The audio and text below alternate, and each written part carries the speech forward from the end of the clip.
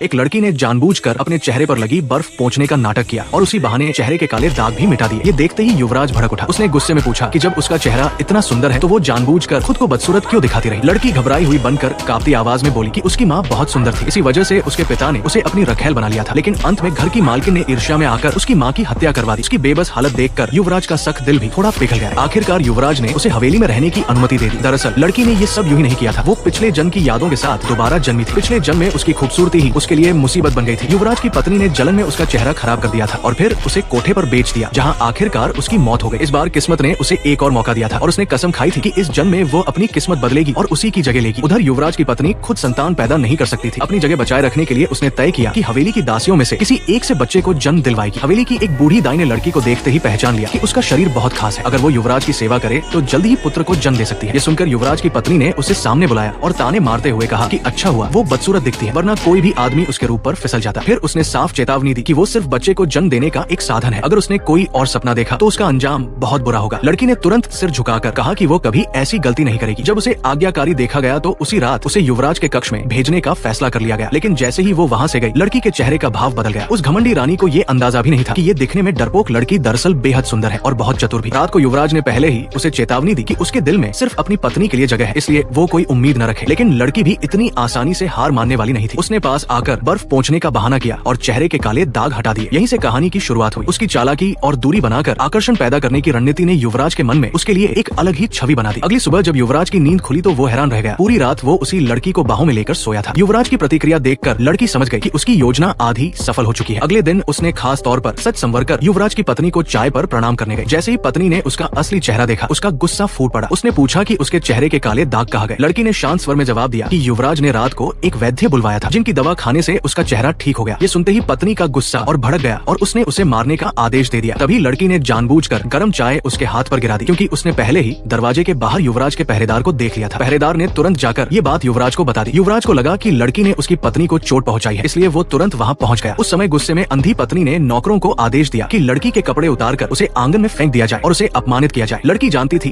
कि यही परिणाम वो चाहती थी। ठीक उसी वक्त युवराज वहाँ पहुँच गया। नौकरानी ने जल्दी से सफाई दी कि लड़की ने ही चाय गिराकर मालकिन को जलाया था, इसलिए उसे सजा दी जा रही है। युवराज अपनी पत्नी के जले हुए हाथ को देखकर बहुत चिंतित हुआ और तुरंत वैद्य को बुलाने का आदेश दिया। तभी लड़की लड़खड़ाते कदमों से उसके सामने आई, मानो बहुत कमजोर हो। उसने माफी मांगने की कोशिश की और अचानक बेहोश होने का नाटक करते हुए उसकी बाहों में गिर पड़ी। उसी दौरान उसके हाथ पर पड़े ताजा जख्म भी दिख गए। उसकी दयनीय हालत देखकर युवराज का दिल पसीज गया। उसने पत्नी की परवाह किए बिना लड़की को उठाया और सीधे कमरे में ले गया। उसकी हालत देखकर युवराज को उस पर दया आने लगी। आखिरकार उसने उसे अपने साथ अपनी पत्नी के जन्मदिन के समारोह में ले जाने का फैसला किया।